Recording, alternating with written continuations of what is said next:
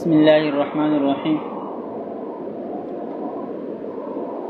قال النبی صلی اللہ علیہ وسلم ثلاث من کن فیہ هو منافق وان صام وصلى. نبی پاک صلی اللہ علیہ وسلم نے فرمایا تین چیزیں ایسی ہیں کہ جس کے اندر وہ پائی جائیں گی تو وہ منافق ہوگا، اگرچہ وہ نماز بھی پڑھتا ہو، اگرچہ وہ روزی بھی رکھتا ہو. وهذا ينزل على عزم الخلف او ترک الوفاء من غیر عذر. یہ جو روایت ہے کہتے ہیں یہ آیت اترے گی اس شخص کے اوپر جس کا ارادہ اور نیت ہی وعدہ خلاف ورزی کی ہو، او ترک الوفاء من غیر عذر، یا جو بغیر کسی عذر کے وعدہ پورا نہیں کرتا، تو وہ اس حدیث کی وعید میں آئے گا اور جو ہے اس کو منافق قرار دیا جائے گا. فاما من عزم علی الوفاء، ہاں وہ شخص جس نے وعدہ پورے کرنے کا عہد، ارادہ اور عزم کیا ہے، فعن له عذر، اب اس کے سامنے کوئی ایسا عذر پیش آیا، منعه من الوفاء، جس عذر نے اس کو اس کام سے منع کر دیا، روک دیا، لم یکن منافقا، تو یہ آدمی منافق نہیں ہوگا. وَإِن جَرَى عَلَيْهِ مَا هُوَ صورت النفاق، اگرچہ اس کے اوپر بھی منافقت کی جو صورت ہے وہ اس کے اوپر جاری رہے گی، کیونکہ وعدہ خلاف ورزی نفاق کی علامت ہے. اب وہ پائی گئی صورتاً، اس کے اوپر نفاق والی علامت چل گئی. ولیکن ينبغي ان يحترز من صورت النفاق ایضا، لہذا مناسب یہی ہے کہ صورت النفاق سے بھی انسان اپنے آپ کو بچائے. کما یحترز من حقیقتہ، جیسے کہ انسان اپنے آپ کو حقیقت نفاق سے بچانے کی کوشش کرتا ہے، اس طرح صورت النفاق سے بھی اپنے آپ کو بچائیں. ولا ينبغي ان يجعل نفسه معذورا من غیر ضرورت حاجزۃ، اور یہ قطعاً مناسب نہیں ہے کوئی شخص اپنے آپ کو بغیر کسی رکاوٹ والے عذر کے اپنے آپ کو کیا سمجھے، معذور سمجھے. من غیر ضرورت حاجزۃ، حاجز روکنے والی، بغیر ایسی کوئی رکاوٹ جو واقعتاً عمل سے روکنے والی ہو، تو پھر ٹھیک ہے، اس کی وجہ سے آپ روک سکتے ہیں، آپ کے اوپر نفاق کا حکم نہیں لگایا جائے گا اور یہ نفاق نہیں کھلائے گا. لیکن اگر کوئی ضرورت ہے ہی نہیں، آپ خود بخود ویسے اپنے آپ کو معذور سمجھتے ہیں، تو پھر یہ صحیح نہیں ہے. فالذی یتخلص من القرآن والسنہ، بس وہ جو قرآن اور سنت سے خلاصی کے طور پر ثابت ہے. یہ بہت اہم بات ہے، اس کو دیکھنا ہے. ان الوعد اذا کان جازما یجب الوفاء به دیانتا، یہ گویا کہ 3 دن ہم نے وعدے کے باعث پر گزارے، اب یہ خلاصہ کر رہے ہیں. کیا کر رہے ہیں؟ خلاصہ کر رہے ہیں، بہت اہم ہے. کہتے ہیں قرآن و سنت سے جو کچھ بطور خلاصہ کے ثابت ہوتا ہے وہ یہ ہے، ان الوعد اذا کان جازما یجب الوفاء به دیانتا، اگر وعدہ پکا ہو، پختہ ہو، جازم ہو، یجب الوفاء به دیانتا، تو دیانتا اس کو پورا کرنا واجب ہے، دیانتا اس کو پورا کرنا واجب ہے. ویعصم الانسان بالاخلاف فی، اور خلاف ورزی کرنے کی وجہ سے انسان گنہگار ہوگا. الا اذا کان لعذر مقبول، البتہ اگر خلاف ورزی کسی عذر مقبول کی وجہ سے ہو تو پھر گنہگار نہیں ہوگا. بات سمجھ میں نہیں ہے؟ یعنی ایسا عذر جس کو شریعت نے بھی قبول کیا ہے اور عام طور پر وہ قبول کیا جاتا ہو، ایسے عذر کی وجہ سے اگر خلاف ورزی صدور میں آ جائے، ظہور میں آ جائے، تو یہ گنہگار بھی نہیں ہوگا، اور دیانت نصرت میں پھر وعدہ پوری کرنا لازم بھی نہیں ہوگا. اما لزوم الوفاء قضاءً، ہاں قضاءً وعدے کو پورا کرنا، فالاصل فیہ ان مجرد الوعد لا یحکم به فی القضاء، تو اس میں اصل یہ ہے کہ محض وعدے پر لا یحکم به فی القضاء، یہ فیصلہ نہیں کیا جائے گا کہ بھئی قضاءً، یہ فیصلہ نہیں کیا جائے گا کہ پورا کرنا لازم ہے. یعنی محض ہر قسم کا وعدہ اس کے بارے میں قضاءً پورے کرنے کا فیصلہ نہیں کیا جائے گا. کیوں؟ لأن المواعید متنوعات، اس لیے کہ وعدوں کی مختلف قسمیں ہیں. بعض پورے کرنا ضروری اور لازمی، اور بعض جو ہے نا کیا ہے، بعض پورے کرنے میں نقصان ہے، تو یہ مختلف قسم میں بن جاتی ہے، لہذا ہر ایک کا حکم الگ الگ ہوگا۔ ولیس من محامل القضاء، اور قضاء کے ولیس من محامل القضاء، قضاء کے اہم اور مہم مسائل میں یہ بات نہیں ہے ان یتدخل فی کل ما یجری بین الناس من کلام، کہ بھائی کہ وہ کیا کریں، لوگوں کے درمیان جو کلام چلتا ہے، باتیں چلتی ہیں، ان سب کے اندر کیا دخل اندازی کرے۔ یہ قضاء اور قاضی یا محکمہ یا قضاءت کا یہ حق اس کو حاصل نہیں ہے کہ انسانوں کے درمیان جو بھی بات بیچ میں چلتی ہے اس میں کیا کریں، دخل اندازی کریں، یہ حق اس کو حاصل نہیں ہے۔ فمن قبیل من الآخر خطبتہ لبنتہ، مثال کے طور پر دیکھیں، ایک مثال پیش کر رہے ہیں، ایک شخص نے اپنی بیٹی کے لیے دوسرے کا پیغام نکاح قبول کر لیا، جس کو کہتے ہیں منگنی۔ ایک آدمی آیا اور اس نے دوسرے سے کہا کہ بھائی اپنے بیٹے کا رشتہ میرے بیٹے کو دے دیں یا مجھے دے دیں۔ اس نے کہا چلو انشاءاللہ میں اپنی بیٹی آپ کے نکاح میں یا آپ کے بیٹے کے نکاح میں دے دوں گا۔ آپس میں کیا ہو گیا، وعدہ ہو گیا، اس نے ایجاب کیا اور اس نے کیا ہے، قبول کیا۔ اب اگر یہ اس طرح مجلس شامی میں ہے کہ اگر یہ وعدے کے لیے ہو تو پھر یہ وعدہ تصور کیا جائے گا، لیکن اگر یہ نکاح کے لیے ہو تو پھر کیا تصور کیا جائے گا، نکاح تصور کیا جائے گا۔ اب بات سمجھ میں نہیں ہے۔ اب یہ جو صورت بیان کر رہے ہیں یہ نکاح والی صورت نہیں ہے، یہ منگنی والی صورت ہے۔ کس والی صورت ہے؟ صرف وعدہ ہو گیا ہے، آپس میں بات طے ہو گئی کہ انشاءاللہ ان بچوں کا آپس میں نکاح کرا دیا جائے گا، ٹھیک ہے۔ تو ان ذالک وعد منہ بتزویجہ ایہا، کہتے ہیں یہ وہ شخص کی طرف سے وعدہ ہے کہ اس بچی کا نکاح اس کے ساتھ کر دیا جائے گا، یا اس لڑکے کا نکاح اس بچی کے ساتھ کر دیا جائے گا۔ اب بات سمجھ میں نہیں، یہ صرف وعدہ ہے۔ وقد یبدو لہ انہ لیس من مصلحۃ البنت ان یفی بہذا الوعد، پھر اس منگنے کے بعد یا اس خطبے کے بعد یا زبانی بات ہو جانے کے بعد باپ کے سامنے یہ بات ظاہر ہو جاتی ہے کہ بچی کی مصلحت یہ نہیں ہے کہ اس وعدے کو پورا کر دیا جائے، یعنی وعدہ پورے کرنے میں بچے کی مصلحت نہیں، بچی کے لیے اچھا نہیں۔ اب کیا ہو گیا، فلو قلنا ان المواعید کلها لازمۃ فی القضاء، اب اگر ہم یہ کہیں کہ تمام مواعید قضاءً بھی لازم ہے، قضاءً بھی لازم ہے، لازم ان یرفع الخاطب بهذه القضیہ الى القاضی، اب لازم ہو جائے گا کہ بھائی یہ جس نے پیغام نکاح دیا تھا اپنے لیے اپنے بیٹے کے لیے، وہ آدمی اس مسئلے کو کورٹ لے کر جائیں، عدالت لے کر جائیں قاضی کے پاس، ویجبر القاضی والد المخطوبہ، اور پھر کیا ہے، قاضی یا عدالت اس لڑکی کے والد کو مجبور کر لیں علی ان یزوج الخاطب ایہا، کہ وہ کیا کرے، خاطب کے ساتھ، منگنی کا جو ہے نا رشتہ کی بات کرنے والے کے ساتھ اب اس کا کیا کرایا جائے، نکاح کرا دیا جائے۔ اگر عدالت اس کو اس بات پر مجبور کریں تو کیا ہوگا، وَهَذَا مِمَّا فِيهِ حَرَجٌ ظَاهِرٌ، کہتے ہیں اس میں جو حرج ہے، جو تنگی ہے، جو مشکلات ہے، وہ بالکل ظاہر ہے۔ اب بات سمجھ میں نہیں ہے۔ وَكَذَلِكَ لَوْ وَعَدَ أَحَدٌ آخَرَ، اس طرح ایک شخص نے دوسرے آدمی کے ساتھ وعدہ کر دیا أَن يُعْطِيَهُ بَعْضَ الْفُلُوسِ تَبَرُّعًا، کہ اس کو چندے کے طور پر، تبرع کے طور پر کچھ پیسے دے دوں گا، هذا وعد يجب إيفاؤه على الواعد ديانة، تو کہتے ہیں یہ بھی ایسا وعدہ ہے جس کا پورا کرنا دیانتاً، وعدہ کرنے والے کے اوپر لازم ہے۔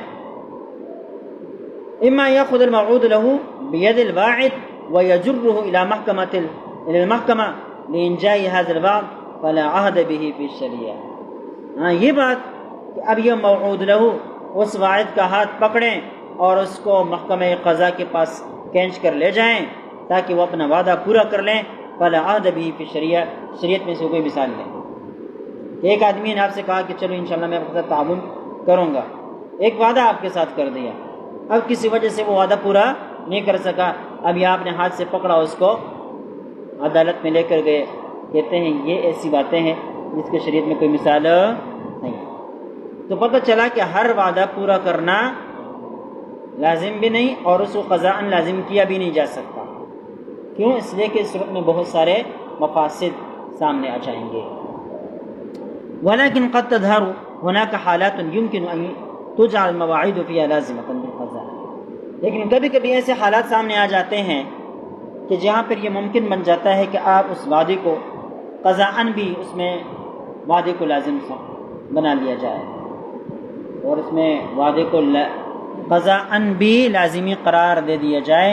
کبھی کبھی ایسے حالات بھی سامنے آ جاتے ہیں۔ کیوں؟ لأن الإخلاف فيها يؤدي إلى ضرر بين للموعود له، اس لیے کہ اس میں وعدہ خلاف ورزی یہ موعود لہو کو واضح اور کھلے ہوئے نقصان کی طرف لے کر جاتا ہے، واضح اور کھلے ہوئے نقصان کی طرف لے کر جاتا ہے۔ اگر یہاں پر وعدہ کرنے والا وعدہ خلاف ورزی کرے گا تو کیا ہوگا بھائی؟ موعود لہو جس کے ساتھ وعدہ کیا گیا ہے اس کا واضح اور بڑا نقصان ہو جائے گا۔ مثلا مثال کے طور پر دیکھیں،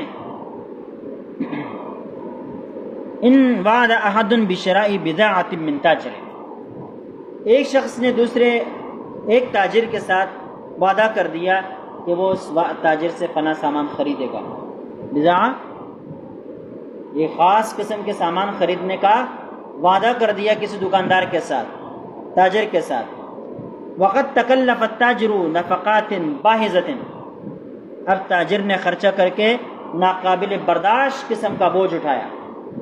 نفقات باہظہ، ایسے نفقات جو ناقابل برداشت ہو، یعنی اس آدمی کے کہنے پر، مثال کے طور پر آپ نے کپڑے کا دکاندار سے کہا کہ تم 30 تان فلاں کپڑا لے کر آ جاؤ، میں آپ سے خرید لوں گا۔ اب وہ کپڑا ملتا نہیں ہے بھائی، ٹھیک ہے 1-2 تان مل جائے، کسی دکاندار کے پاس مل جائے گا، لیکن 30 تان 40 تان 50 تان یہ کسی دکاندار کو آسانی سے ملتے نہیں ہے۔ اس کے لیے کمپنی سے بات کرنی پڑتی ہے، کمپنی آرڈر پر تیار کرتی ہے، تو بات سمجھ میں نہیں۔ اب تاجر نے جا کے 30 تان یا 40 تان کپڑا آپ کے کہنے کی بنا پر جا کے کمپنی سے بات کی، کمپنی نے بنوا کر اس کو دے دیا، اپنی دکان میں لے کر آیا۔ اب یہ کیا ہے بھائی؟ وہ جس نے وعدہ کیا تھا لینے کا وہ نہیں لے رہا، اب اس دکاندار کا کتنا بڑا وہ ہوگا، نقصان ہو جائے گا، کیونکہ وہ کپڑا بھی ایسا ہے جو عام فروخت ہوتا نہیں ہے، اس کے لیے خاص طور پر آرڈر پر تیار کر دیا گیا تھا، ٹھیک ہے۔ اب کیا ہوگا؟ وتحمل جهدا كبيرا للحصول عليها بناء على بعض المشتري، کہتے اس کے لیے وہ بڑی محنتیں برداشت کرتا ہے، لحصول عليها تاکہ اس کو حاصل کر لیں، بناء على بعض المشتری، مشتری کے وعدے پر بنا کرتے ہیں۔ وہ تو گم پھر رہا ہے اور کمپنی سے سامان تیار کروا رہا ہے، کس لیے تیار کروا رہا ہے؟ اس لیے کہ اس کو پتہ ہے کہ یہ آدمی مجھ سے خریدے گا، وعدہ کر لیا۔ لأنه سيشتريها منه، وہ یہ سمجھتا ہے کہ اب جو ہے وہ مجھ سے خرید لے گا۔ وقد تكون البضاعة مما لا يوجد لها المشترون الا بقلة، کبھی کبھی وہ سامان اس قسم کا ہوتا ہے جو آپ آرڈر پر تیار کروا رہے ہیں، کبھی کبھی ایسا ہوتا ہے کہ وہ عام خریدار اس کو خریدتے نہیں۔ اب بات آئی سمجھ میں؟ فلو امتنع المشتری عن الوفاء بوعده، اب اگر یہ خریدار اپنے وعدہ پورے کرنے سے رکا تو کیا ہو جائے گا؟ فإن ضرر التاجر ظاہر، اس میں تاجر کا جو نقصان ہے وہ بالکل کیا ہے؟ ظاہر ہے۔ فالقول بعدم لزوم الوعد في مثل هذه الحالة، کہتے ہیں ان جیسے حالات کے اندر بھی یہ فیصلہ کرنا اور یہ بات کہنا کہ وعدہ پورا کرنا لازم نہیں ہے، يعوق الناس عن الدخول في المعاملات التجاریہ الکبیرہ، یہ تو لوگوں کو بڑی بڑی تجارتی معاملات کے اندر داخل ہونے سے روک دے گا۔ اب تو پھر لوگ بڑے بڑے جو تجارتی معاہدے کریں گے ہی نہیں، بھائی کیا پتہ کہ بھئی وہ وعدہ پورا کرتا ہے یا نہیں کرتا۔ اب اگر تاجر کو اس بات کا پتہ چلے کہ بھئی اگر اس نے میرے ساتھ خلاف ورزی کر دی تو میرا اس کے اوپر کوئی بس نہیں چلتا، نہ شرعاً اور نہ قضاءً، تو وہ تاجر کسی کے ساتھ کوئی وعدہ پھر کرے گا ہی نہیں۔ اب بات سمجھ میں آ رہی ہے؟ تو بڑی بڑی تجارتیں جو اس دنیا پر ہو رہی ہے وہ سارے کے سارے کساد بازاری کی نظر ہو جائیں گے، ٹھیک ہے۔ ولا سیما فی التجارت الدولیہ اليوم، خصوصی طور پر بین الاقوامی تجارت میں، آج کل بین الاقوامی تجارت میں یہی ہوتا ہے۔ بات سمجھ میں نہیں؟ آپ نے باہر سے مال آرڈر پر منگوایا ایک آدمی کے کہنے پر، بھائی سارے مال تو یہاں تیار نہیں ہوتے نا، ایکسپورٹ امپورٹ کی اصطلاح، برآمد درآمد کی اصطلاح استعمال ہوتا ہے نہیں، کہتے ہیں یہ برآمدات میں سے ہیں، یہ درآمدات میں سے ہیں۔ پاکستان کا بہت سارا کپڑا، اعلیٰ قسم کے کپڑے اکثر و بیشتر برآمد ہوتے ہیں، مطلب باہر ملکوں میں چلے جاتے ہیں، جس کو ایکسپورٹ کہتے ہیں۔ اور بہت ساری چیزیں ایسی ہیں جو پاکستان میں تیار نہیں ہوتی، باہر سے آتی ہیں، اس کو درآمدات کہتے ہیں، ٹھیک ہے، درآمد شدہ چیزیں، امپورٹ شدہ چیزیں، ٹھیک ہے، باہر سے آنے والی چیزیں۔ اب آپ نے ایک کمپنی کے پاس ایک آدمی کے ساتھ معاہدہ کیا، تاجر کے ساتھ، کہ بھائی میرے لیے میں آپ سے فلاں چیز خریدوں گا۔ تاجر نے سوچا یہاں تو ہے ہی نہیں، اس نے باہر ملک آرڈر دے دیا کسی کمپنی کو، اب وہ باہر سے مال لا رہا ہے، لاکھوں کا خرچہ، کروڑوں کا خرچہ ہوتا ہے، لاکھ کا تو چھوڑو، کروڑوں کا خرچہ، اربوں کا مسئلہ ہوتا ہے۔ اب ایک آدمی نے اس کے کہنے پر باہر سے مال منگوایا یا باہر کی کسی کمپنی کے ساتھ معاہدہ کیا سامان خریدنے کا، اس آدمی کے کہنے کی وجہ سے۔ اب کمپنی نے مال تیار کیا، وہاں سے بھیجا بھی، ٹھیک ہے، اور اس آدمی نے بڑے خرچے اٹھائے، اپنی دکان میں سامان لے کر آیا، فیکٹری میں سامان لے کر آیا۔ اب وعدہ کرنے والے نے وعدہ خلاف ورزی کر دیا۔ اب بتائیں اس آدمی کا کتنے خرچے ہوئے؟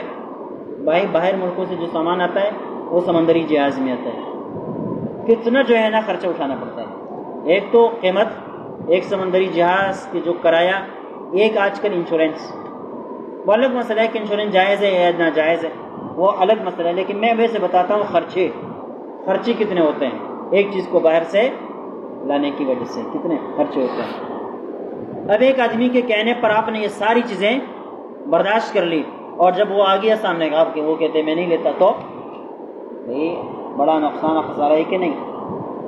حیث ان العقود فيها انما تبنى على اساس الوعود والمساومات التي تاخذ وقتا طويلا، کہتے ہیں ان عقود میں، یہ ان میں وہ عقود فيها، ان میں عقود جو ہے انما تبنى على اساس الوعود، ان میں سارے یہ عقود بیع و شراء وعدے کی بنا پر ہوتے ہیں، والمساومات اور باؤ تاؤ کی بنا پر ہوتے ہیں، التي تاخذ وقتا طويلا، جو طویل وقت چاہ رہا ہو۔ ایک پین تو نہیں خریدنا ہے کہ بھئی جا کے خریدے 5 منٹ، 2 سیکنڈ میں، 3 سیکنڈ میں، زیادہ 1 منٹ میں بات ہو گئی، یہ تو کروڑوں کا مسئلہ ہوتا ہے، یہ تو طویل وقت مانگتا ہے۔ بڑے آرڈر میں بیک وقت مان ملتا نہیں ہے، آرڈر دینا پڑتا ہے کہ بھئی اتنے وقت اتنا سامان تیار کرو، ٹھیک ہے۔ ولولا ان هذه الوعود لازمۃ فی القضاء، کہتے ہیں اگر اس جیسے وعدے قضاءً لازم نہ ہو تو لم یثق احد بآخر، تو اب کوئی شخص دوسرے کے اوپر کوئی اعتماد نہیں کرے گا، ولا اشترى على الدخول معه في البيع، کوئی آدمی دوسرے کے ساتھ بیع کرنے کو جرأت نہیں کرے گا۔ فإن أمثال هذه الحالات هي التي قال فيها فقهاء الحنفية، کہتے ہیں جیسے حالات کے اندر، یہ جن کے اندر، امثال هذه الحالات، ان جیسے حالات کی مثال میں، ان جیسے حالات میں، یہ التي قال فيها فقهاء الحنفیہ، یہ وہ حالات ہیں جن کے بارے میں فقہاء حنفیہ نے کہا ہے، وقد تجعل المواعید لازمة لحاجة الناس، کبھی کبھی وعدے لازمی قرار دے دیے جاتے ہیں لوگوں کی ضرورت کی وجہ سے، کہتے ہیں یہ وہ حال ہے کہ یہاں ہم وعدے کو کیا کریں، لازم کریں۔ کما اسلفنا عن رد المختار وغیرہ، جیسے کہ ہم نے کہتے ہیں رد المختار کے حوالے سے پہلے ذکر کر دیا۔ بقی الان تحدید المعیار الذي يفرق بین الوعد الذي يلزم قضاء وبین الوعد الذي لا يلزم، یہ بہت اہم بات۔ اب بات تو ہو گئی، ٹھیک ہے، کہ کچھ وعدے ایسے ہونے چاہیے جو قضاءً لازم ہو، جو قضاءً لازم ہو، اور ان وعدوں کو قضاءً لازمی قرار دے دیا جائے، جیسے کہ اس کی ضرورت ہے، جیسے کہ مثالیں آپ کے سامنے آ گئی۔ لیکن اب یہ فیصلہ کون کرے گا کہ کون سا وعدہ لازمی قرار دے دیا جائے اور کون سا وعدہ لازمی قرار نہ دیا جائے؟ یہ سوال یہاں پر پیدا ہوتا ہے، اس سوال کو حضرت حل کرتے ہیں۔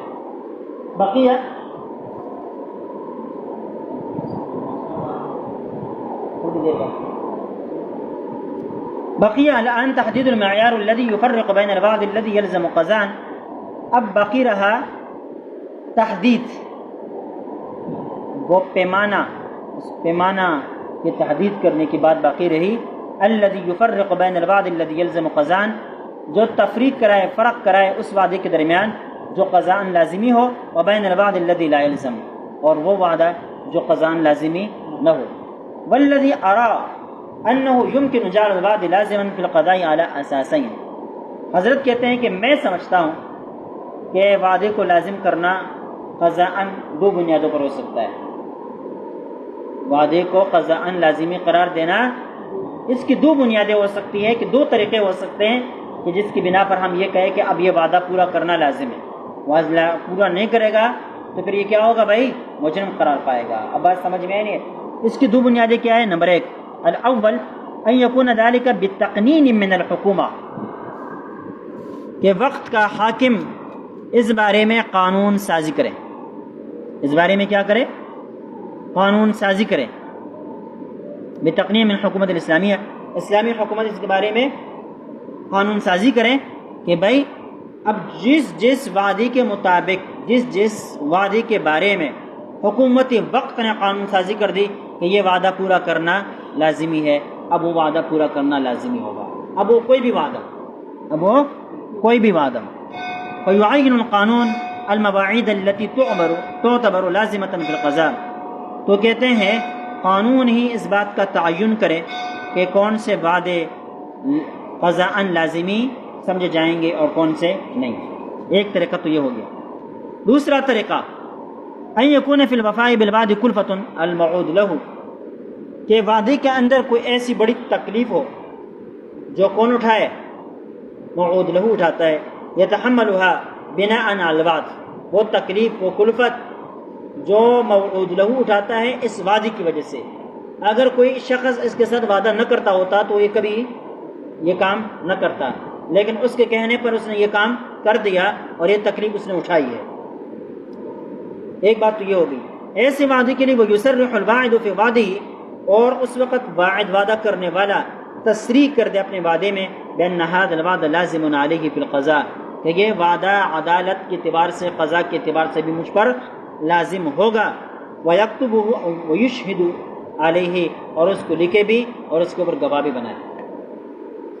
پہلی ہے کہ حکومت قانون سازی کرے، دوسری ہے کہ اگر حکومت قانون سازی نہیں کرتی تو پھر وعدہ لازم ہونے کی صورت یہ ہے کہ وعدہ کرنے والے نے وعدہ کرتے وقت یہ لکھوا دیا کہ بھائی یہ وعدہ مجھ پر قضاءً لازم ہوگا، اور اس کے اوپر گواہ بھی بنائے۔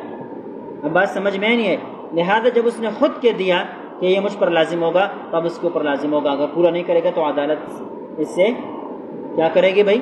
باز پرس کر سکے گی۔ ٹھیک ہے، آگے اس کی بات آتی ہے۔ فلو وعد احد بالبيع او بالشراء، ایک شخص نے دوسرے کے ساتھ کسی چیز کی خریداری کا یا فروختگی کا وعدہ کر دیا، وقد صرح الواعد بان هذا الوعد يلزمه في القضاء، اور واعد نے وعدہ کرنے والے نے تصریح کر دی کہ یہ وعدہ مجھ پر پورا کرنا قضاءً لازمی ہوگا، فينبغي ان يلزمه، تب لازم ہے کہ اس کے اوپر مناسب ہے کہ اس کے اوپر لازم ہو جائے، ويحكم به قضاءً، اور قضاءً بھی اس کے خلاف فیصلہ کیا جائے، ومستندنا فی ذلک۔ اب حضرت نے دو طریقے بتلا دی، اب ان دو طریقوں کے دلائل کیا ہے؟ حضرت اب دلائل پیش کر رہے ہیں، کہتے ہیں ان دو طریقوں کے اوپر میرے پاس جو استناد ہے، جو دلیل ہے، وہ یہ ہے ان الآیات والاحادیث الدالہ علی وجوب الایفاء بالوعد دیانتا، ایک تو وہ آیتیں ہیں اور وہ احادیث مبارکہ ہے جو ایفاء عہد پر دلالت کرتے ہیں دیانتاً، کہ ایفاء عہد دیانتاً لازمی اور واجب، ایک تو وہ آیت ہے۔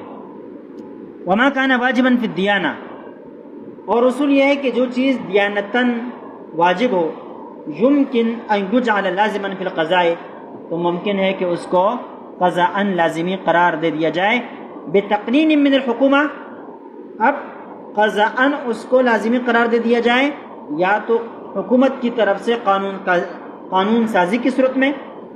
اب حکومت کی طرف سے قانون سازی کی صورت میں ایک چیز واجب کیسے ہو جاتی ہے، اس کی وجہ بیان کر رہے ہیں، لأن طاعة أولی الامر واجبۃ فی المباحات، کہ جو چیز مباح ہے اس چیز کے حوالے سے حاکم وقت کا فیصلہ آ جائے تو پھر اس میں اطاعت کرنا کیا ہوتا ہے، واجب ہوتا ہے۔ اب بات سمجھ میں آئی نہیں؟ لہذا اگر حاکم وقت نے فیصلہ کر دیا کہ وعدہ یہ فلاں فلاں وعدہ پورا کرنا لازمی ہوگا قضاءً، تو اب اس وعدے کے اوپر عمل کرنا واجب ہوگا، اب اس قانون کے اوپر عمل کرنا کیا ہوگا، واجب ہوگا۔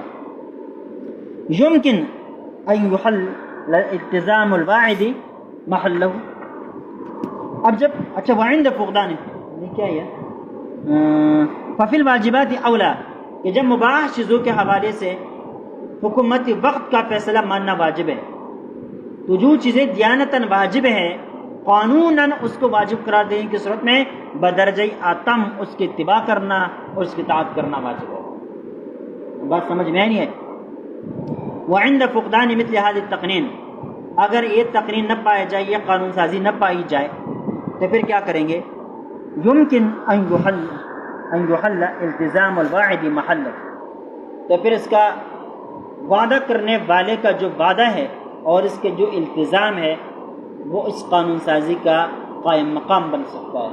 وہ کس کا قائم مقام بن سکتا ہے بھائی؟ اس قانون سازی کا قائم مقام بن سکتا ہے التزام الواعد، خود وعدے کرنے والے نے اپنے اوپر جو التزام کیا ہے یہ اس قانون سازی کا قائم مقام بن سکتا ہے۔ لأن المواعید قد تجعل لازمة لحاجة الناس، اس لیے کہ وعدے کبھی کبھی لوگوں کی ضرورت کی وجہ سے لازمی قرار دے دیے جاتے ہیں، کما صرح به فقہاء الحنفیہ، جیسے کہ حنفیہ فقہا نے اس کے اوپر تصریح کی ہے۔ والحاجۃ فی مثل هذه الحالات متحققہ، کہتے ہیں یہاں ان حالات کے اندر یہ حاجت متحقق ہے، پائی جاتی ہے۔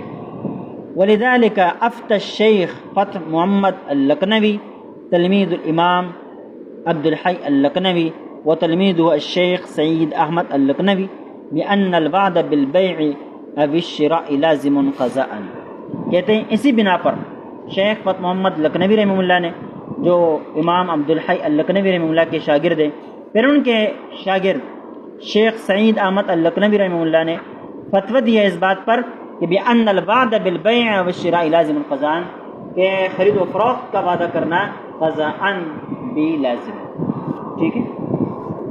وقد درس مجمع الفقه الإسلامي المنبثق عن منظمة المؤتمر الإسلامي هذه المسألة في دورة مؤتمره الخامس بالكويت من 1 إلى 6 جماد الأولى سن، وقرر في هذا الموضوع ما يلي، دیکھیں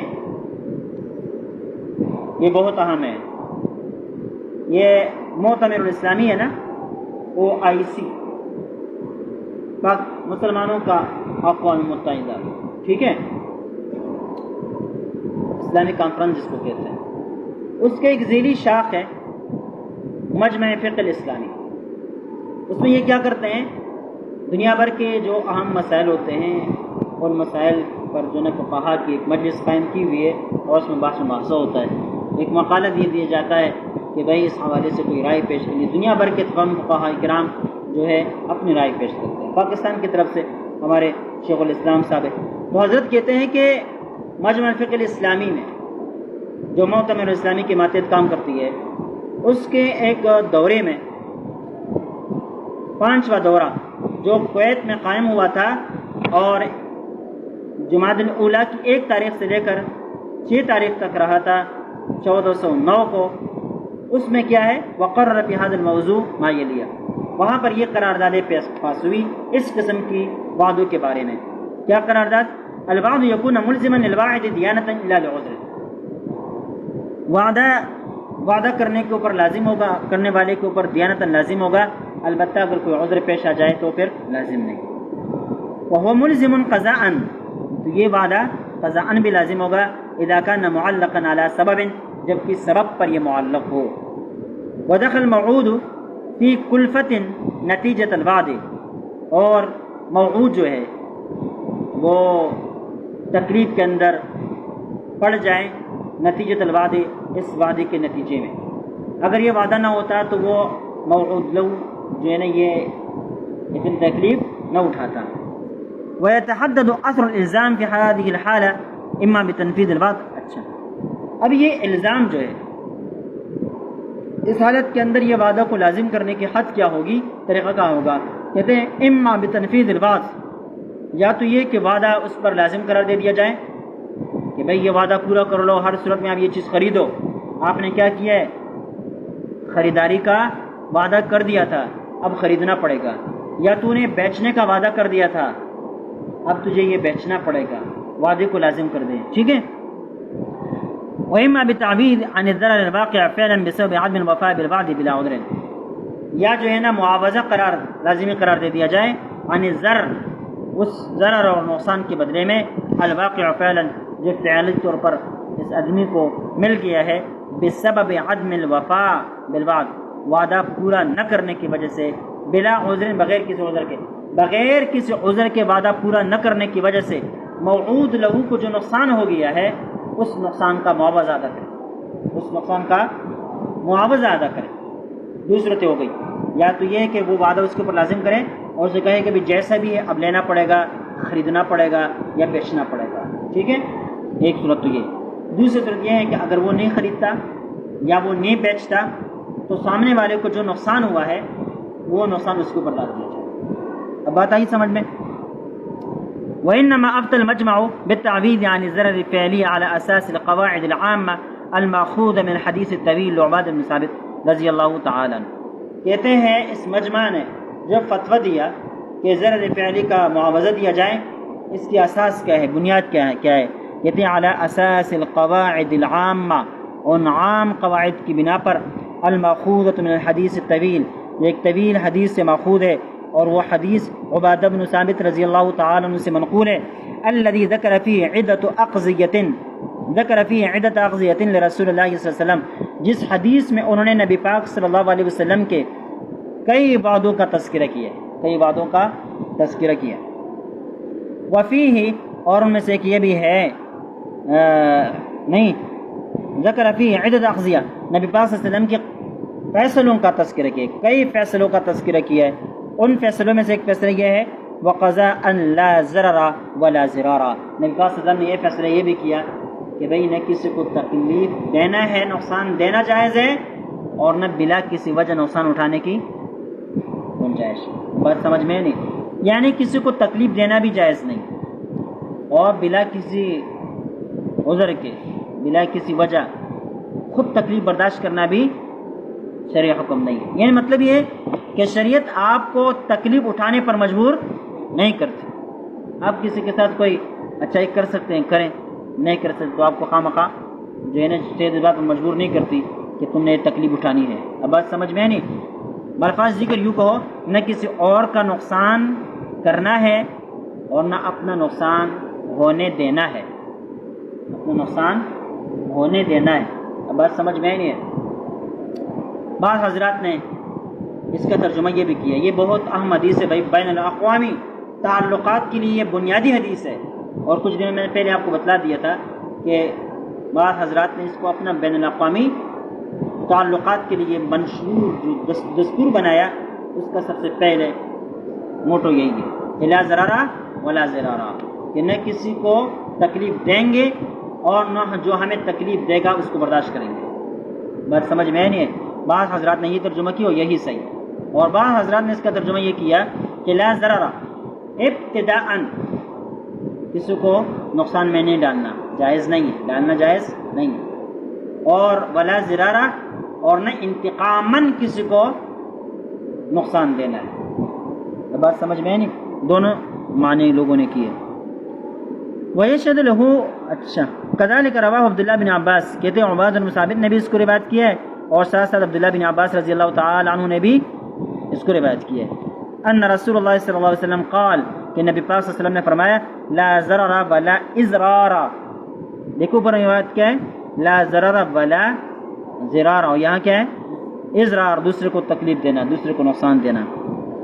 ویشهد له ما رواه جابر بن عبداللہ، کہتے ہیں اس کی گواہ وہ روایت بھی دیتی ہے جو جابر بن عبداللہ سے مروی ہے، قال قال رسول اللہ صلی اللہ علیہ وسلم لا ضرر ولا ضرار فی الاسلام۔ اب بات سمجھ میں نہیں ہے؟ دیکھیں ایک بات یاد رکھیں، یہ حدیث ہم نے صحاح میں پڑھی ہے، لیکن اس قسم کی تشریح آپ نے سنی تھی؟ قانون سازی کرنے والے لوگ جب شریعت کی آیتوں پر یا احادیث پر نظر ڈالتے ہیں تو اس طرح ڈالتے ہیں۔ بات سمجھ میں نہیں؟ یہ بین الاقوامی مسائل حل کرنے کے لیے بنیادی حدیث ہے، بنیادی حدیث۔ ترمذی میں ایک روایت ہے کہ مرد اور عورت کی نماز وغیرہ میں فرق وغیرہ لکھا ہے کہ النساء شقائق الرجال۔ مولانا حفظ الرحمان سیوہاروی رحمہ اللہ نے اس کا ترجمہ بڑا عجیب و غریب کیا ہے، کہتے ہیں النساء شقائق الرجال، عورتیں انسانی حقوق میں مردوں کے مساوی ہے۔ کیا ہے؟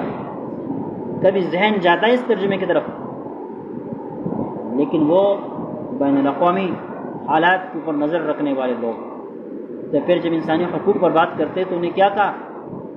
النساء شقائق الرجال، کہ عورتیں انسانی حقوق میں مردوں کے مساوی ہے۔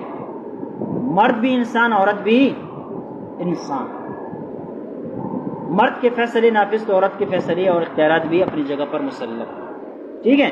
ہاں اخلاقات کی دنیا اور ہے، اخلاقیات کی دنیا اور ہے، ذمہ داریوں کی دنیا اور ہے، لیکن نفس انسان ہونے کے ناطے دونوں برابر ہیں۔ جیسے کہ ایک بھائی ہے، دو بھائی ہیں، ایک میں کمزور ہے، دوسرا کیا ہے؟ مضبوط طاقتور ہے۔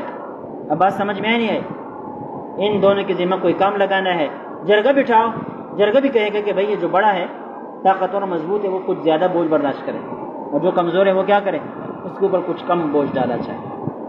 تو عورت فطرتاً کمزور ہے، شریعت نے اس کے اوپر کیا ہے؟ ذمہ داریاں کم ڈالی۔ مرد فطرتاً مضبوط ہے، ذمہ داریاں زیادہ ڈالی۔ ایک بات اور نظریاتی طور پر یاد رکھیں، بعض مسائل ایسے ہوتے ہیں جس میں قطعی طور پر فیصلے کرنے پڑتے ہیں، اس کو حالات کسی اور کے سوچ بوجھ پر نہیں چھوڑے جا سکتے، جیسے کہ قصاص کے مسائل، دیت کے مسائل، عورت کے حقوق، مرد کے حقوق، اس قسم کے مسائل، طلاق کا اختیار مرد کو دینا، اس قسم کے مسائل ایسے ہیں جو حالات پر اور کسی کے سوچ بوجھ پر نہیں چھوڑے جا سکتے۔ اس لیے اس موقع پر اٹل فیصلے کرنا ہوتا ہے، اور شریعت نے ان مواقع کے اندر اٹل ہی فیصلے کر دیے، کسی کی سوچ پر ان کو نہیں چھوڑا۔ کیوں؟ اس لیے کہ سوچ پر چھوڑیں گے فساد پیدا۔ اب ہم کیا کہہ سکتے ہیں کہ اس کی سوچ کیا ہے، اس کی سوچ کیا ہے، اس کی سوچ کیا ہے، اس کی سوچ کیا ہے، سب کو اختیار دے دیں تو کچھ بھی نہیں ہوگا دنیا میں۔ اب بات سمجھ میں نہیں؟ کوئی بھی فیصلہ نہیں ہوگا، لڑائیاں ہوں گی، اختلافات ہوں گے۔ اب شریعت نے بتلا دیا کہ بھائی نہیں، تمہاری سوچ نہیں چلے گی، اسی کے مطابق چلو تاکہ تمہارے درمیان کوئی اختلاف پیدا نہ ہو، ٹھیک ہے؟ بہرحال شریعت نے فیصلہ کر دیا کہ لا ضرر ولا ضرار فی الاسلام۔ اس سے یہ بھی پتہ چلتا ہے کہ یہ بعض حضرات جو انتہائی صوفی بن جاتے ہیں، جو اپنا حق ہوتا ہے وہ بھی حاصل کرنے کے لیے کوئی جد و جہد نہیں کرتے، لا ضرر ولا ضرار فی الاسلام، یہ اسلام کا تصور نہیں ہے کہ آپ جو ہے نا کیا ہے ہاتھ پر ہاتھ دھرے بیٹھیں اور جو ہے نا دوسرے لوگ آپ کے اوپر ظلم کریں، یہ شریعت کا مزاج، شریعت کا مزاج قطعا نہیں ہے، ٹھیک ہے نا؟ تو ہم جو کہتے ہیں نا کہ بھائی جس طرح اسکول اور کالج یونیورسٹیوں کے اندر پڑھنے والے لوگ حکومتی مناصب تک پہنچنے کا خواب دیکھتے ہیں، تو آپ کیوں نہ دیکھیں؟ اگر اسکول یونیورسٹی والا یہ سمجھتا ہے کہ بھئی میں جج بن جاؤں، میں وکیل بن جاؤں، میں کوئی سرکاری کیا ہے وزیر بن جاؤں، وزیر اعظم بن جاؤں، صدر بن جاؤں، تو آپ کیوں نہیں دیکھ سکتے یہ خواب؟ یہ تو بھی آپ کا جس طرح ان کا حق ہے اس طرح آپ کا بھی مقام ہے۔ بات سمجھ میں نہیں؟ لیکن ایک بات اور بھی یاد رکھیں، کچھ چیزیں ذمہ داری کے زمرے میں آتی ہے اور کچھ چیزیں حقوق کے زمرے میں آتی ہیں۔ کس کے زمرے میں؟ حقوق کے زمرے۔ تو یہ جو سرکاری مناصب ہے یہ کسی کا حق نہیں، ذمہ داری ہے۔ لیکن اگر آپ یہ دیکھتے ہیں کہ بھئی اس ذمہ داری کے اندر خیانت ہو رہی ہے اور کوئی دوسرا آدمی ایسا نہیں ہے جو آگے بڑھ کر اس خیانت کو روک سکے، تو پھر آپ کا فرض بنتا ہے کہ وہاں جائیں اور خیانت کو روکنے کے لیے اس منصب کو اپنے ہاتھ میں لیں۔ یہ شریعت کا حکم ہے، یہ شریعت کا حکم ہے۔ بات سمجھ میں آئی نہیں ہے؟ ہاں چونکہ یہ حق نہیں ہے، حق نہیں، لہذا جب وہاں پر ہم بحث کرتے ہیں نا کہ عورت وزیر اعظم بن سکتی ہے یا نہیں بن سکتی، اس کو خلیفہ بننے کا جو ہے شریعت نے حق وہ نہیں دیا ہے، تو ہم کہتے ہیں بھائی یہ سرکاری مناصب حق نہیں ہے کہ شریعت نے مرد اور عورت کے درمیان تفریق کی ہو، بلکہ یہ ذمہ داری ہے، کیا ہے؟ بوجھ ہے، اور یہ بوجھ عورت پر نہ ڈالنا یہ اسلام کا اس کے ساتھ رحمت کا فیصلہ ہے۔ بات سمجھ میں نہیں؟ بھائی یہاں سے 10 کلو تیلی اٹھوانی ہے، آپ 2 آدمی بیٹھے ہوئے، میں نے ایک کو چھوڑا، دوسرے کہا تم اٹھاؤ، جس کو چھوڑا اس کے ساتھ چاہیے کر دینا ہے بھائی، یہ بوجھ اٹھانا میں نے اسے وہ کر دیا۔ اب شریعت نے یہی کہا کہ بھئی یہ حق نہیں ہے، بوجھ ہے، اور ہم یہ نہیں چاہتے کہ یہ بوجھ کس پر ڈالے؟ عورت کے اوپر ڈالے۔ اب بات سمجھ میں نہیں ہے؟ لہٰذا اس مسئلے کو اس نظریاتی بنیادوں پر حل کرنے کی ضرورت ہے۔ شیخ الاسلام کہتے ہیں میرے پاس یورپی یونین کا ایک گروپ آیا، وفد آیا، اس نے کہا اسلام نے عورت کو بھائی وزارت عظمیٰ کا حق نہیں دیا ہے اور اس کو جنرل صدر بننے کا حق نہیں دیا ہے۔ حضرت نے کہا کہ دیکھیں میری اور آپ کی کوئی بات آپس میں اس موضوع پر ہو ہی نہیں سکتی۔ کہنے لگے کیوں نہیں ہو سکتے؟ عام تو اتنے دور سے آئے ہیں۔ کہنے لگے کہ میرے اور آپ کے نظریے میں فرق ہے، آپ اس کو حق سمجھتے ہیں اور میں اس کو حق نہیں ذمہ داری سمجھتا ہوں۔ اب بات سمجھ میں آئی نہیں آئی؟ لہٰذا جب یہ ذمہ داری ہے، بوجھ ہے، تو عورت کو نہ دینا عورت کے اوپر احسان ہے، اور تم اس کو حق سمجھتے ہو، اس لیے تم کہتے ہو کہ مرد کو بھی دیا جائے، عورت کو بھی دیا جائے۔ اب بات سمجھ میں نہیں ہے؟ اب یہ ذمہ داری کیوں ہے، حق کیوں نہیں؟ اب دیکھیں شریعت بہت گہری سوچتی ہے۔ شریعت اگر آپ وزیر اعظم بن جائیں، آپ کے اور عام شہری کے درمیان حقوق کے اعتبار سے کوئی فرق نہیں، ٹھیک ہے؟ آپ صدر بن جائے، خلیفہ بن جائے، آپ وہی ہے جو عام شہری کا حق ہے وہ آپ کو ملے گا، جو کچھ دوسرے کو ملتا ہے وہی آپ کو ملے گا۔ اب بات سمجھ میں نہیں؟ تو جب آپ اس حوالے سے سب برابر ہیں تو پھر صرف کرسی پر بیٹھنا یہ کوئی کمال کی چیز نہیں ہے، ساتھ یہ کہ آپ کے اوپر بوجھ بھی پڑ جائے، ٹھیک ہے نا؟ اس وجہ سے شریعت کہتی ہے کہ یہ حق نہیں ہے، صرف کیا ہے؟ بوجھ ہے۔ اور تم چونکہ وہ وزیر اعظم بن جائے، صدر بن جائے، پھر تم ان کو خدائی اختیارات دیتے ہو، مرضی ہے بھائی جتنا کمائے، جتنا کرتے رہیں، خیانت کرے، پیسے کمائے اور عیش و عشرت کرتے رہے۔ تو چونکہ یہ تم کہتے ہو کہ اس عہدوں پر بیٹھ کر مرد یہ سب کچھ کرتے ہیں، تو عورت کو بھی یہ منصب دے دیا جائے تاکہ وہ بھی کرتی رہے۔ شریعت میں تو نہ مرد کو اس بات کی اجازت ہے اور نہ عورت کو اس بات کی اجازت ہے، اس وجہ شریعت کہتی ہے کہ یہ حق نہیں ہے، ذمہ داری ہے، حق نہیں ہے، ذمہ داری ہے۔ اب یہ بات میرے خیال سے آپ نے زندگی میں کبھی پہلے نہیں سنی ہوگی۔ اس مسئلے کو لے کر آپ دنیا بھر کے تمام بہت سارے مسائل کو حل کر سکتے کہ بھئی یہ چیز حق کے زمرے میں نہیں آتی، ذمہ داری کے زمرے میں آتی ہے۔ اگر عورت نے، شریعت نے اس میں عورت کے اوپر یہ ذمہ داری نہیں ڈالی ہے تو یہ اچھا کیا ہے، برا نہیں کیا ہے۔ اور صرف عورت کا مسئلہ نہیں، بہت سارے اور بھی مسائل۔ معذور ہے، معذور سے شریعت نے مطالبہ نہیں کیا کہ تم جماعت کے ساتھ نماز پڑھو۔ اب تم کہو کہ نہیں، معذور کے اوپر بھی بوجھ ڈالنا چاہیے تھا، یہ غلط نہیں، غلط ہے۔ اب بات سمجھ میں نہیں ہے؟ اب ایک چیز ہے، وہ تیز رفتار گھوڑا ہے، ایک دوسرا جو ہے نا سلو رفتار گھوڑا۔ اب دو صورتیں، ان دونوں میں مساوات پیدا کرنے، اس کے دو طریقے ہیں۔ یا تو وہ تیز رفتار گھوڑے کو سلو کیا جائے، یا تو یہ جو سلو رفتار والا گھوڑا ہے اس کو گھسیٹا جائے، اس کو تکلیف میں ڈال کر خواہ مخواہ اس کو گھسیٹا جائے اور تیز رفتار گھوڑے کے ساتھ ان کو دوڑایا جائے۔ اب کوئی عقل اس بات کو تسلیم کرتی ہے کہ بھائی تیز رفتار گھوڑا ہے، اس کی رفتار کو روکو؟ کیوں روکو بھائی؟ اس کو تو اور ترقی دے دینی چاہیے، کسی اور کی خاطر اس کو روکنا مناسب نہیں ہے۔ لیکن یہ جو آدمی ہے جو تیز رفتار نہیں ہے، اس کے اوپر اتنا بوجھ ڈالنا اور اس کو اتنا مجبور کرنا کہ وہ تیز رفتار گھوڑے کے ساتھ اپنی رفتار کو برابر کر رہے، یہ اس کے ساتھ ظلم ہے۔ کیا ہے؟ ظلم ہے۔ شریعت اس کی اجازت نہیں دیتی۔ تو یہ فطرتاً آپ یہ تسلیم کرتے ہیں کہ فطرتاً مرد اور عورت میں فرق ہے، لہذا اب ان دونوں کو مساوی درجے پر رکھنا یہ ظلم کے سوا کچھ نہیں۔ ہاں آپ کہو کہ فطرتاً دونوں میں کوئی فرق نہیں، پھر ٹھیک ہے، لیکن آپ یہ تسلیم بھی کرتے ہیں کہ مرد اور عورت میں فطرت کے اعتبار سے فرق ہے، بالکل ایسا فرق ہے جیسے کہ بیل اور ایک بکری میں فرق ہوتا ہے، تو اب یا بکرا میں فرق ہوتا ہے، آپ کہیں کہ یہ بھی مرد ہے یہ بھی مرد ہے، اس میں مردانہ صلاحیتیں اس میں مردانہ صلاحیتیں ہیں، لہذا جو بوجھ بیل اٹھاتا ہے وہی بوجھ بکرا بھی اٹھائے، یہ کیا ہوگا؟ ظلم ہوگا نا بھائی۔ کیوں؟ اس لیے کہ دونوں کی فطرت الگ الگ ہے، دونوں کی ساخت الگ الگ ہے، دونوں کی وجہ تخلیق الگ الگ ہے۔ تو جب یہ آپ یہ بنیادی چیزیں مانتے ہیں تو پھر یہ ذمہ داریوں کے اندر بھی اس کو بانو تسلیم کرو۔ لیکن ہمارا ہاں کیا ہے، ہم جو ہے نا بہت جلدی کسی اور کے دعووں سے متاثر ہو جاتے ہیں، پھر جو ہے نا دفاعی پوزیشن پر آ جاتے ہیں۔ کس پر آ جاتے ہیں؟ دفاعی پوزیشن پر۔ ہمیں دفاعی پوزیشن پر نہیں، اقدامی پوزیشن پر ہمیشہ کے لیے رہنا چاہیے، اور یہ تب ہو سکتا ہے کہ جب آپ نظریاتی طور پر مضبوط ہو اور ان باریکیوں کو سمجھتے ہو۔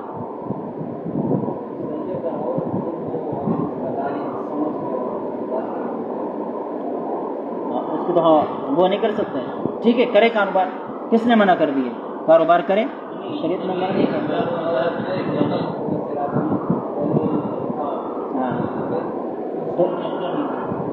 نہیں اس پر مسئلے میں بات کروں گا، شریعت نے اختیار دیا یا نہیں دیا وہ الگ بات، شریعت نے منع نہیں کیا، شریعت نے منع نہیں کیا، شریعت نے اتنا کہا ہے لن یفلح قوم ولوا امورهم امرأۃ، وہ قوم کامیاب نہیں ہو سکتی جس قوم نے اپنی سیاسی امور عورت کے سپرد کر دیے، اتنا کہا، اور اس سے عدم جواز ثابت نہیں ہوگا۔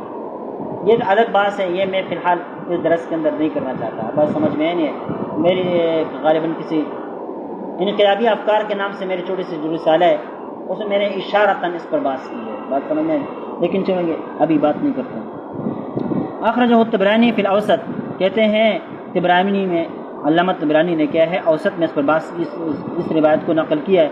وقد اخرجہ طبرانی عن عائشہ بسند ضعیف، کہتے ہیں حضرت عائشہ صدیقہ رضی اللہ تعالیٰ عنہ سے بھی یہ روایت ضعیف سند کے ساتھ مروی ہے۔ اچھا بس کرے، بس ہے یار، ٹائم بہت ہو گیا۔